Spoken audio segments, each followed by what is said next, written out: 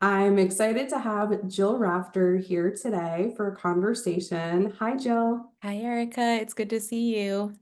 Likewise. So, I'd love to start by hearing a little bit about what you've been up to lately, what's happening right now, and then we'll go into what got you to this point and things that might be coming up that you're looking forward to. So, share a little bit with us about where you are right now. Yeah, so it's July 2nd, so I'm enjoying summer right now. We've been having sort of a nice, easy schedule, and my husband and I were just saying how nice it's been to look ahead at our calendar, and it's fairly open. We haven't had a summer like that in a while. So we've got an almost 18-month-old son, and last summer he was so little and we were so new to parenthood, so there was a lot of stumbling and just getting through it. This summer feels a lot different. He's so interested in everything, and it's been really fun to get to take him different places and see him experience all sorts of things. And I'm able to do that because of the work I'm doing right now. So a couple of years ago, when I was newly pregnant with Ronan, that's our son, I started to tiptoe into consulting and working for myself and sort of starting to think about what my own business could look like. And 2 years later, it feels like, still evolving, but flowing really nicely and um, allowing me to do a lot more of the things I think than I ever thought I would be able to do as still a relatively new mom and still really passionate about the work that I do. So it's been nice. I think that's why I was able to start with we're enjoying summer. I really feel like that's a true statement and that feels good. Excellent. So, congrats on your little boy. I know that Thank was you. a journey to become a Yeah. parent. Yep, it was. Yeah. So I'm happy to share because I seek out these kinds of stories. I certainly sought them out a couple of years ago. Um, but my husband and I went through IVF to have our son. And for anyone who is there or has gone through that, you know that it can lead to really wonderful things, but it's really hard. It's time consuming. It completely flips, this sense of control over, creating the life you want to have. It flips that upside down. There's so little you can really control at the end of the day. And we feel really, really lucky for our son. But yeah, it was a journey to say the least. And for me, it kind of hit around the time I was thinking about, what do I want my professional life to look like? How can that, the way it has been, coexist with a hopeful a child someday? So that's around the time that I found you when we were going through that. I think I remember one of our first working sessions together literally saying, next time we meet, I'll know if I'm pregnant or not. So it was truly right around the same time. So yeah, it's been really interesting to become a new mom and experience this shift in my career at the same time, for sure. Wonderful. So, when you think about the shifts in your career, tell us a little bit about the kinds of projects, the kinds of clients, the kinds of issues that you're involved in right now. So I work in education. I always have. I started as a classroom teacher, and after I left the classroom, I've worked with different educational companies, working in some different capacities. The work I do now is primarily with small or mid-size ed tech organizations, some nonprofits as well. Typically, those that are focused on, youth. Um, and I primarily help them figure out how to grow. I think that's a really broad way that covers most of the work I do. I've had a lot of experience working with startups and smaller teams and looking for ways to work more effectively as a small team. I think that, when you've got a small group working toward a common goal, there are some great opportunities there to get there quickly, but there can be a lot of stumbling blocks, and I'm able to come in and help my clients figure out ways to overcome them and reach some goals that they have. I've worked with a lot of clients on RFPs and grants. It's one way that they can grow their footprint, bring in, new revenue opportunities. And it's something that I find a lot of my clients, they know that these opportunities are out there, but they might not have the internal capacity to respond, to put together a team, a structure, and a system. So for some of my clients, I'm coming in for just that part of it, to look at their team structure, look at the resources that they already have, and help them map out a way that they can then go forth and respond on their own. For other clients, it's been a longer relationship where I do that part of the work, but then I stay on board and I help them put those responses together. So I get to do a lot of writing and brainstorming together with, how do we take this fact about our solution, but we're presenting in a way that, makes sense to the audience. So that's a lot of the work that I do. And I always laugh because it's work that a lot of people don't really love. I think that it can be viewed as kind of tedious, or you're in the weeds, and I love that space. I love working in that way. And so it's something that I can certainly bring to those client relationships. And what I love most is that once we get in there together and we're getting to know one another, other projects will open up. And so I met with one of my clients this morning, and they've had some shifts on their marketing team. So I'm going to be brought in and help with some thought pieces and some blog writing and strategic thinking with the sales and the marketing team. And so I love that, because to me it's I don't know that I could ask for a better indication that trust has been built, and that they like what I'm bringing to the table. And it's fun because I love the clients I work with, and so having opportunities to continue on has been really great. It's exciting to hear you using words like flowing, fun, love. Like, we don't always associate those words with work or running a business or being a Mhm. consultant. So it's really awesome to hear you using those kinds of words as you describe your work and your life. Yeah. And then, I mean, don't get me wrong, there are moments that I feel stressed out and deadlines pile up, and I have to really kind of like look at everything that's going on and make sure that it's lined up in the right way. But that is how I feel. And it's not to say that I didn't have that previously when I was working full time, but there's so much variety in the work I do now, client by client, but also that I have diversity in the clients that I work with, that I think it's part of it. I can switch gears and really dive into something else. It's all related to a field that I'm really passionate about, and it is fun to dive into a project and have a sense of, oh, I'm really getting to pull on the experiences and the expertise that I've developed and present an idea, and it's welcomed in a way that, I may be a consultant, but I am very much made to feel like I am part of the team. And that is all quite fun.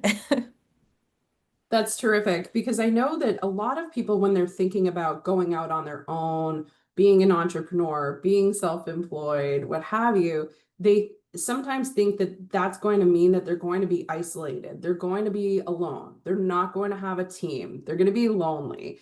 Sometimes people even do many years of consulting and that is their experience. And then they want to shift away from that because it doesn't feel good to them. They want to be part of a team. So it's great to hear that you are feeling so connected and part of teams. Could you say a little bit more about that? Yeah, it was something that I thought a lot about before I really dove into this and committed to this. For the last several years, when I was a full-time member of a team, I also managed teams, and I really loved that relationship. I've been very lucky throughout my career to have phenomenal managers, and I loved being able to play that role for others. The honest truth is that I have a child now, and that means there's a lot more for me to be managing and thinking about in my personal life. And so truthfully, at this phase of life, I have not missed that because it sort of has been there's been enough to fill that part. Um, Outside of that, something that I didn't expect, and maybe I just started this at the right time, to your comment about, people who've done this for years do feel that isolation. The community of other consultants and freelancers that I've met is awesome. There's so many professionals out there who are thrilled to, just talk about, how are you mapping this out and what's been your approach to this type of work with a new client? Or, hey, I know this is something that you're doing. I just had a meeting with a prospective client. It's not a fit, but they're looking for what you do. There's a lot of goodwill there. That's been really, really fun. And it's interesting. There's a different level of connection there, because you're not submitting anything to anyone in this community for approval. You're not responsible for their performance and vice versa. It's truly connecting and learning from one another. And so that's been something completely unexpected that I've really enjoyed and gotten a lot of fulfillment out of as a consultant. Certainly not least of all is, like I was saying, just the connections I'm still able to make with the teams that I'm working with. And I've tended to have a main point of contact at my clients, but I get to know everybody there. And, after a little bit of working together, I'll sort of say, are you comfortable if we sort of break down the middle person structure here? And I go directly to these other team members. That's always been okay. And so you get right back into the swing of that level of teamwork. And it likely depends on the type of work you're doing, but that's been my experience. So it sounds like you've really been able to shape the entrepreneurial experience to match your personality, your needs, your interests, your strengths, and that being collaborative and being part of teams is something that you value. Yeah, and that's important to me. I have found that it's easy to get caught up in how you should present things, whether it's a proposal, an outreach, yourself in a meeting. And I think there's a lot of great food for thought out there and some nice things to think about. But just being my true self has been what has paid off the most. It's what I'm going to fall back into once we start working together. I am who I am. And so that's been something that I think has been helpful to developing those relationships with clients. Um, I've worked with organizations where someone has left and reached back out to me when they land somewhere new. And I think, of course, it's because of the work I've done. But when I was told, I loved your output and you're so fun to work with, I mean, that made my day in the way that a really good review from a manager would have. So I see these parallels to, life before consulting and life now. Um, and those moments are kind of fun to have when I realize, yeah, that exists here too. It just might look a little bit different. So receiving that feedback is something that can be really impactful. Yeah, I mentioned things are evolving. I do still feel like I'm new to this, but I'm excited to start soliciting feedback, critical or not, because that has always been really important to me. And sure, you might get those little, you're really fun to work with. That's great. But it's always been really, really important to me to get the other side of that too. I do want to be in this for quite some time. And I think I do a good job at kind of reviewing my work and my performance for myself. If anything, I lean toward a little bit overly self-critical, and I think that can help in making sure I'm getting better. But getting that feedback from a client, like I said, just as you would from a manager, I do think that that remains important. And I think there's respect that comes with that when a client sees that you're invested in that growth and you're open to that feedback.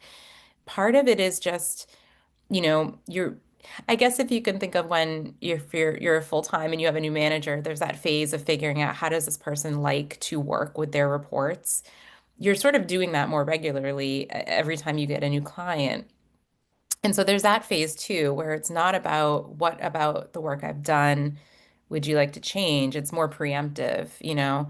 Hey, I've got this message. Would you prefer this go out to the full team who worked on this proposal? Would you prefer that this go to the executive team first? Those types of questions.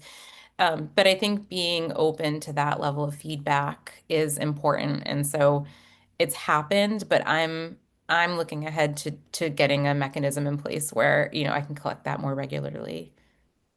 So using feedback as a tool for growth and continuous improvement. Yeah. I mean, again, like I said, I lean towards self-critical, and so I don't want to rely just on that. I think it's more important to get a sense of how your clients are feeling about what it is that you're doing and how you're doing it. So that's something it's on my list of, you know, another phase, wrapping that into my process. It can be challenging to figure out how you're going to get clients or how the business is going to work or how you're going to structure or price your services or how you're Right. going to market your business. Can you share a little bit about what that journey has been like for you going back, thinking, a few years ago when you were just starting to think about the possibility of being self-employed?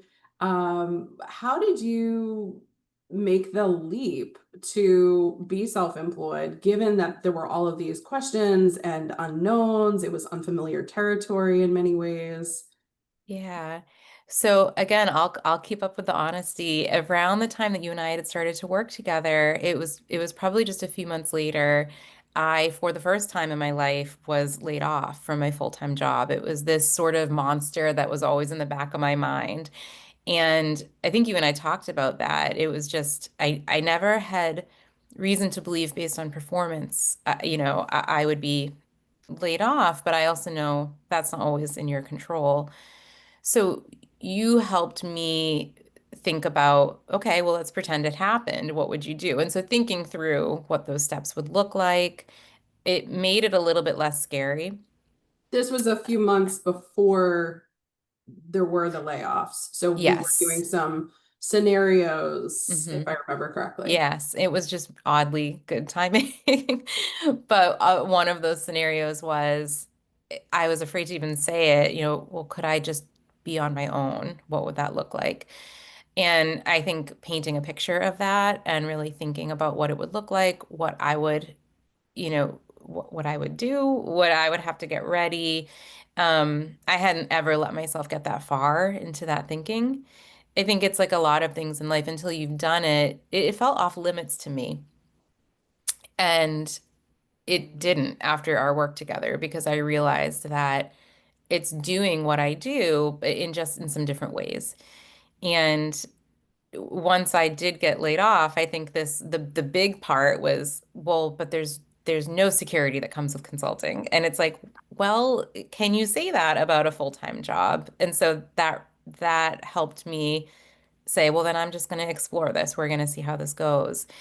And again, I was pregnant at the time, and gosh, we had started to tour daycares, and they would ask these very basic questions like, well, what do you need? And I had no idea what to tell them. I don't know when I need my child to start. I don't know how many days each week. It was such a strange phase of trying to figure it out. I was doing a little bit of consulting that came my way through somebody in my network.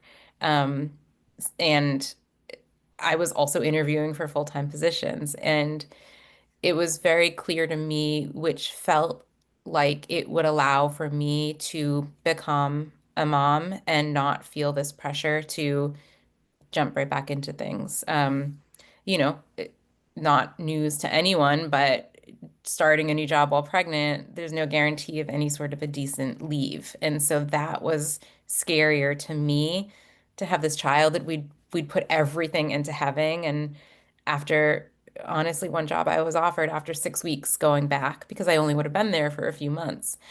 Um, it didn't even feel like a choice. I recall knowing throughout those interview processes, I'm not going to do this. This will not give me the life that I want. So I kept up with consulting and it started slow. And the growth at first was through one client. You know, I was brought on to do project A and it turned into project B and C and D, and then we went back to project A, and it felt really good to build on that relationship. Um, and then I kind of started to think, okay, I can kind of better describe the work I'm doing. You know, you and I had started this exercise of what would my offerings be. Um, and so then I started to look for full-time positions for the work I was doing on LinkedIn and reaching out directly to the hiring manager to say, hey, I know you're looking for somebody full-time. I have clients I'm working with right now where they're getting to accomplish their goals through me as a consultant in a part-time manner. Would you be open to talking about that? It's hit or miss like anything else. You throw a lot out there, but a current client of mine came about that way. And that was super exciting to have. It feels like the client I got all on my own. There's so much to be said for getting recommendations and referrals, and I will always be so appreciative of that because many of my clients have come through that way. But I have a special place for this one. It feels like I really did this. I took the time to figure it out and sort of finesse my presentation of myself. And we've been working together since, 6 or 8 months now. It feels really, really good. Um, so I guess the lesson there is don't box yourself in or don't make a decision about this is how I will get the work. I mean, you've got to be open to different avenues there. Um, I have been, and it's been working for me. So, You put yourself out there, you took some risks, you did some outreach, and you were able to position yourself as a solution to the organization's needs. yeah. And I know these needs exist, and I think it's a matter of getting connected with the right person. And if you haven't connected with the right person, asking them to connect you with the right person at their organization. I don't know, it's sort of shaking this sense of, ugh, is this awkward? Am I bothering someone? No, you're trying to help someone. I think that the route of working with a consultant is so appealing, and it is a legitimate way for especially small to mid-sized organizations to get to where they're trying to get to. That, I have found that, people are really receptive to those conversations and exploring that. Terrific. So when you think back to when you were at this pivot point, when you were hmm thinking about what you wanted to do next, you were considering some different options. And at the time, you knew that the situation you were in wasn't feeling quite right. And so I want to talk a little bit about listening in. And you mentioned something earlier that had to do with reflecting, where you're looking at yourself and you're being critical, and you're identifying opportunities for learning and growth, but also celebrating the wins and the progress. So when you think about where you were a few years ago, that crossroads that you were at, can you share a little bit about the mindset shifts that you experienced at that time and investing in yourself and your development and how that freed you up to create this next chapter? Yeah, I mean, I immediately go back to sitting in a coffee shop and scrolling LinkedIn, probably for a new job. And I was still working at the time. I think when you find yourself in that, I'm spending quite a bit of time every day to see what else is out there. It's a good thing to listen to. Um, and you popped up instead. And I remember scrolling and I didn't know what I was looking for. I felt like I loved the work I was doing, but it felt a little hodgepodge, which has served me really well today, but it was making it hard for me to figure out. I was so hung up on title, not in a way of I care about my title, but in a way of I don't know what the job is that I should be looking for to do. And so it made this really daunting process of job searching even more daunting because I literally didn't know where to start. Um, but I felt like I don't know how I'm growing. I don't know if this is, my next few years will be here. And it just really felt like one of those moments of like you can keep doing the same thing over and over again. It's not getting you anywhere. Nothing's changed about your professional situation, yet you keep signing onto LinkedIn day after day thinking it's going to change something. And so the post that I came across from you was really it was I think it was along the lines of let's just talk. Let's just have an initial conversation. This is what I do. This is how I help people. And the people you helped sounded like me. So I sent you a message, and in our initial conversation, I probably said a lot of what I've said just now. Just stumbling over my words. Like I just don't know what to do, but what I'm doing now isn't working. And so I think that there was some pretty quick clarity after talking to you. You were able to very clearly map out the ways that you helped clients get through these situations. And it wasn't you giving me any guarantee of like, and by the end, you'll have a new job. It was much more open-ended. The focus was on the process. Um, and I was in such desperate need of that thought partner. That was the part that I was trying to figure out by myself. And we started to work together that spring, and we over a series of meetings, and there was some thinking and some work that I did in between. You helped me break it down. And, we spent time thinking about what is your today looking like, not what are your day-to-day tasks, but what's working, what's not, where do you find yourself going? And it was so helpful to me. And again, the timing was just, I wasn't yet in a position where um, anything that is a constant in my life today existed. My life looked very different then, but it was the pre-work. It ended up being the pre-work for where I've landed. Um, you mentioned the scenario work. That is what I remember most when I look back on our time together because it it helped me make decisions. And I think that we even got to a point where it's like the scariest one, the one that had the least certainty, it was the one I kept going back to because it had I don't know, held the promise of a happier life. And that's where I am. And I'm pretty happy, I would say, all things considered. Yes, there's been quite a transformation in you in the past few years, and it's been such an honor to get to be on that journey with you, to support you and to observe you and see, the changes and how you've been able to remain true to yourself. You talked about being true to yourself, and I think that's such an important point that you have done the necessary work so that you could create a life that supports you to be true to yourself.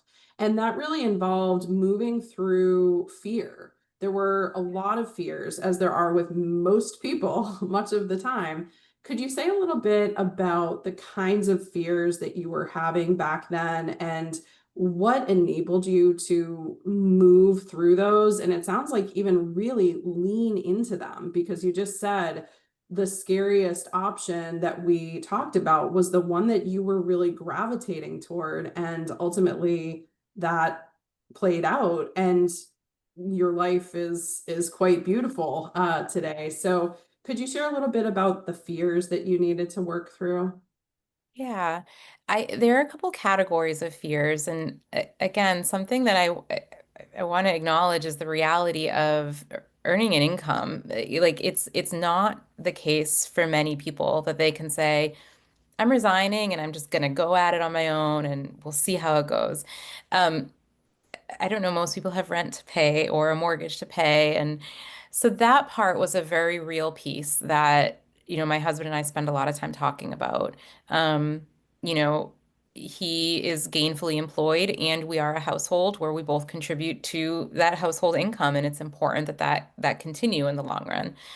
And so I am super lucky that I was able to jump onto his health insurance. Like that's such a real thing that I know from my conversations with friends and family that holds people back. So I had that on my side, but we talked about, okay, let's look at the numbers and what would your invoices to your clients on a monthly basis need to add up to? What's the minimum and the maximum, what would be an amazing month, what would be okay, doesn't feel as amazing, but like you hit that number. Those are some really honest conversations that we had to have, and it made this just no in my mind become a oh no, actually there are numbers to this. It doesn't have to be a no. So that was a really interesting and really important step to take. So that was part of it. And it did dispel this fear of like, as a consultant, I won't earn enough to match what I'm earning. Um, so that was something that we had to tackle right off the bat. And okay, that was like the first hurdle, and we got over that. And I will say that, my husband was not only supportive in that conversation, but has continued to be. I still have moments where I'm like, I don't know, I just feel like, what if this goes away and then that goes away and then this doesn't keep going, and I really appreciate, his confidence in me. And so I don't want to give the impression that I had fears and now they're gone and now I'm doing this. I definitely still have them and they creep back in. So having a support system, I've got friends and family who cheer me on too, but that has been really, really important. I went through some thinking around career trajectory, and I had steady career growth over the last several years. I felt it was reasonable to assume that I would continue that growth, whether, if I had looked for a new position at another organization. Um, and there were thoughts about, okay, well, is this going to stall that out? And I realized that those fears were sort of rooted in for when I come back to this.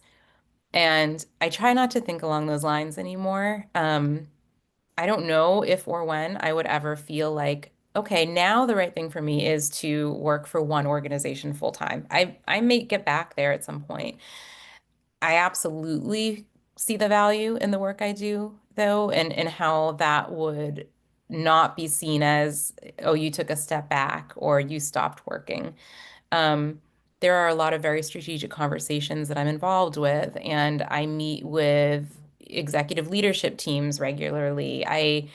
Um, so worries I might have had about sort of losing access to that, from a mentoring perspective, from a learning perspective, that has not been the case. And that's been really exciting. And if anything, I would imagine I'd be quite a desirable candidate thinking about the diversity in industry and organization and that I've played a part in. But I don't think a lot about returning to that type of work right now. So that is something that I try to remind myself of. If those worries about that creep in, it's just not for today. I don't have to spend energy on that today.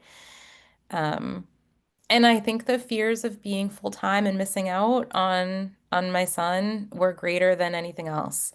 And it's the reason why I could feel in my gut I wasn't seriously considering the job offers I got toward the middle and end of my pregnancy. Those were the scenarios that made me feel pretty down about a career. Um, and so, I feel good that I trusted my gut in those situations and kind of knocked those fears out. It sounds like a lot of the fears ended up being actually benefits or strengths or opportunities. It's kind of like when you think about a SWOT analysis, Hmm. evaluating strengths, weaknesses, opportunities, and threats. Sounds like a lot of the things that you were perceiving as weaknesses or threats, you were able to shift, and Hmm. they are actually strengths and opportunities in many cases. Yeah, absolutely. It's like it starts in something that's just unknown or unexplored. But when you really dig in and you ask yourself those questions, um, like I often will go through the what if activity. And that helps me so much when I'm having a moment where I just kind of revert back to this place of like afraid to take a risk or afraid to trust that what's working today will continue working. I really go through that activity. Um, and I most of the time land in, okay, I'd be okay. I'd have to figure some things out, but I'd be okay. My family would be okay. Um, and I also try to look at, I've if I look at like sort of the range and the work I've done month to month, and I look at a quieter month, I really want to, the next time that happens, focus much less on, okay, work was a little bit quiet this month.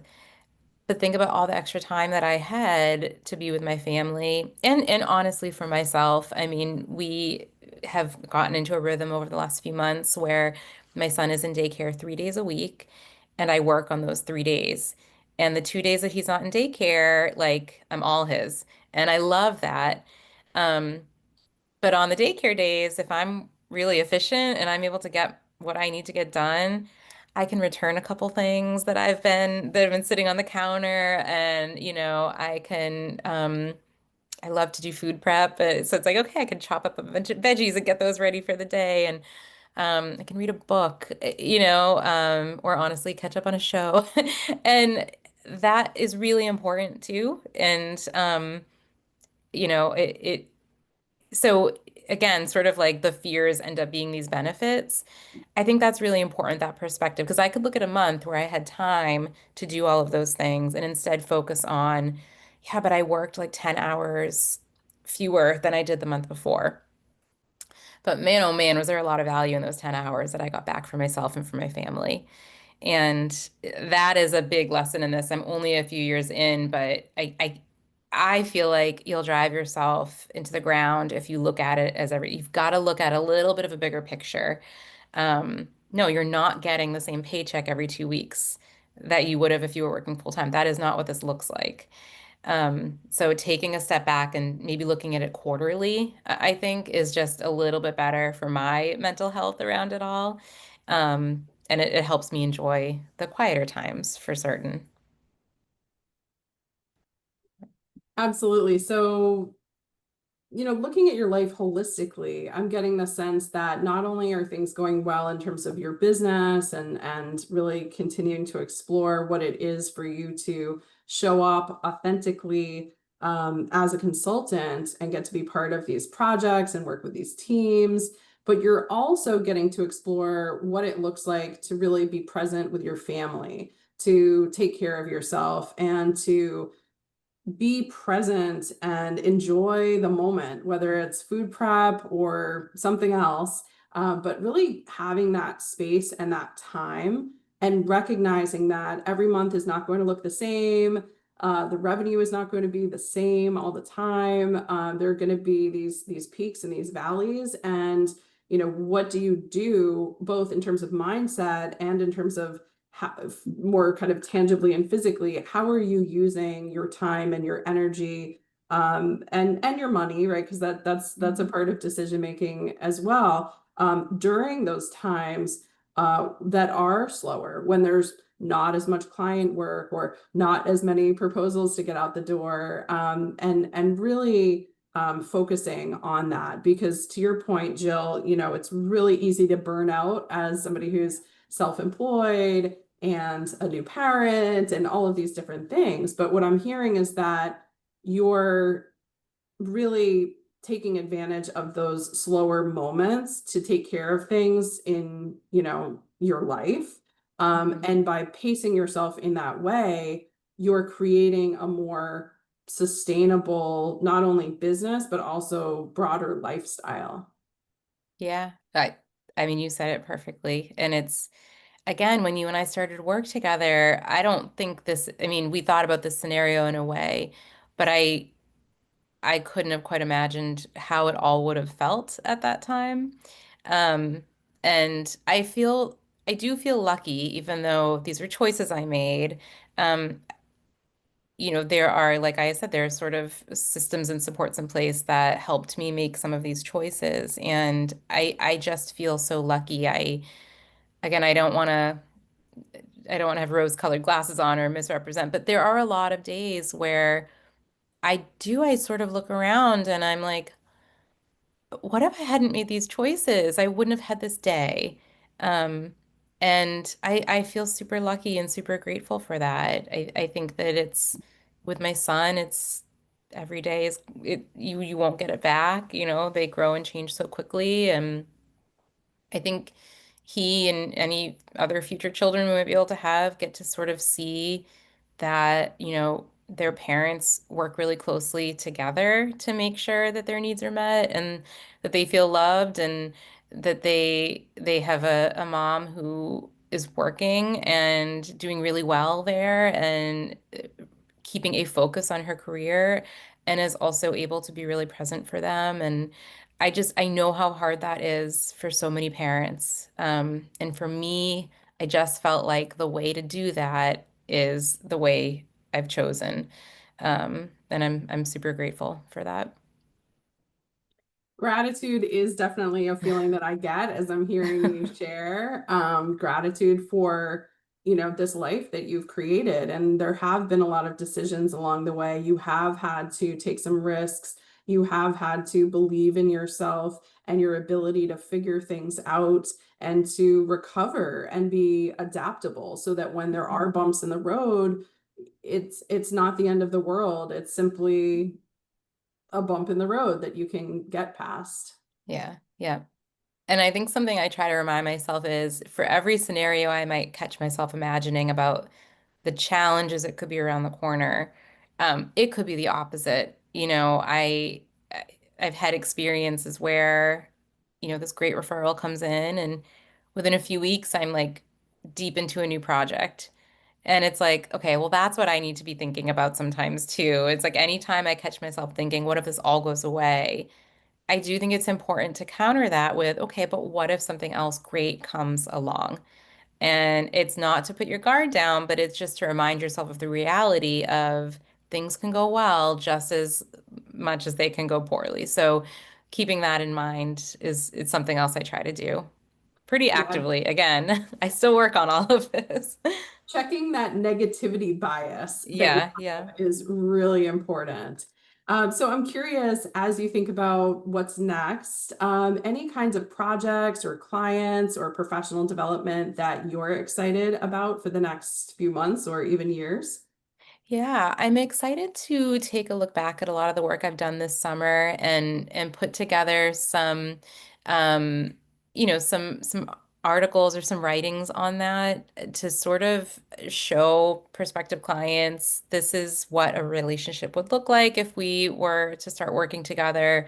Um, what I really am always trying to do is focus on an outcome. I can help you grow and meet a goal, and there are a lot of different ways that we can get there together. So thinking about that, I think is actually another really important piece to be focused on when it's a little bit quieter.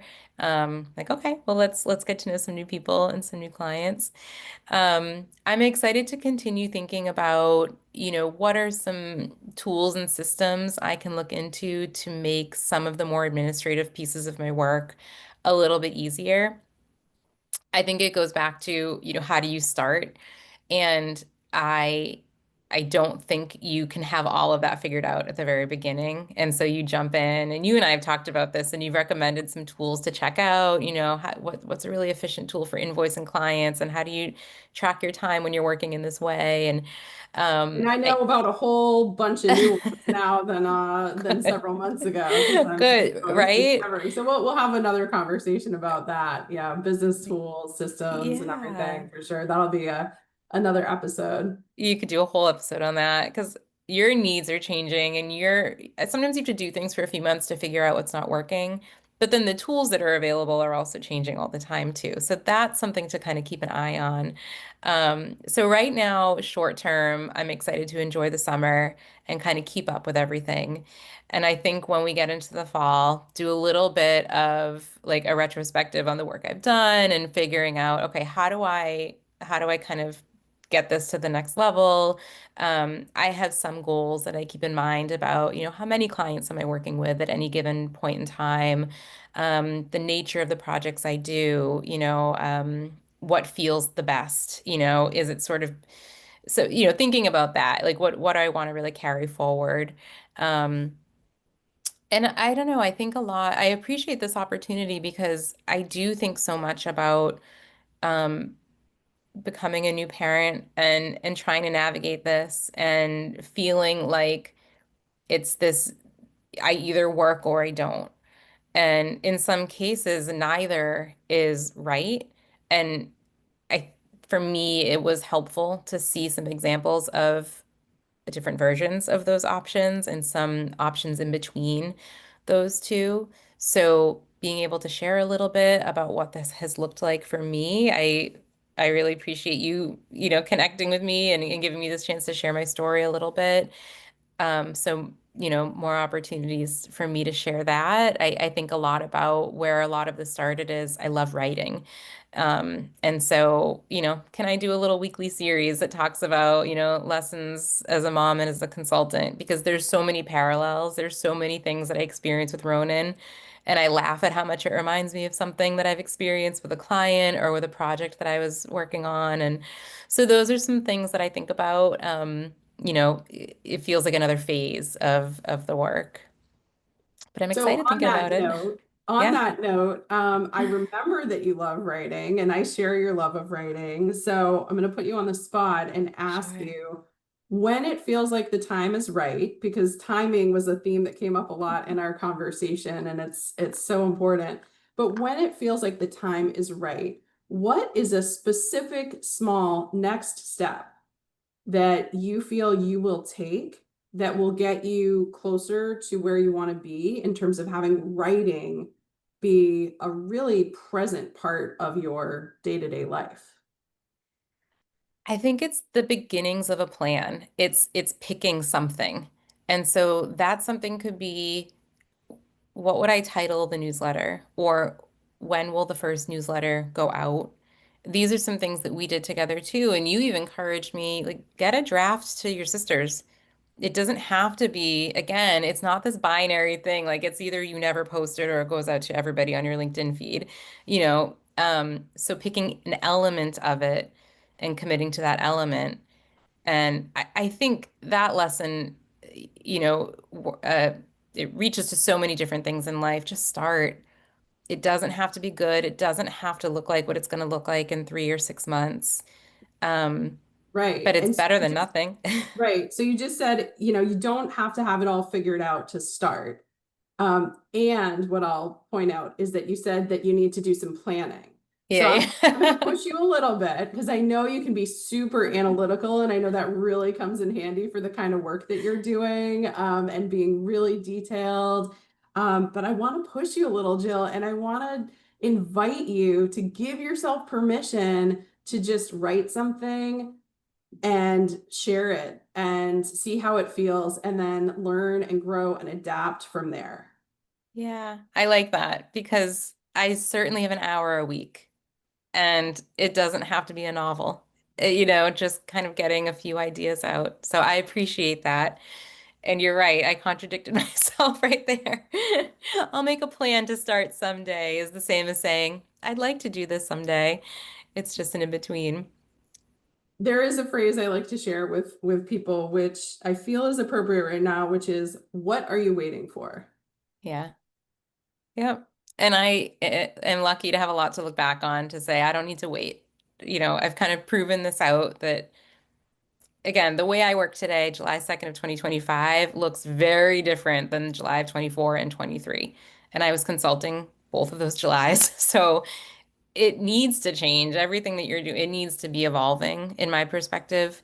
Um, and again, I feel that sense of joy just thinking about being able to share some of these thoughts I've had about, motherhood and, these two new things.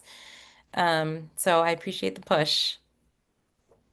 Absolutely. Well, thank you so much for taking the time to share your story. I am delighted for all the learning and growth that is taking place, how you've really invested in yourself and you've taken risks and you're continuing to figure it out. And as you said, see what feels the best. So keep it up. I'm here for you. I look forward to continuing to share and learn together. And any closing words you want to offer?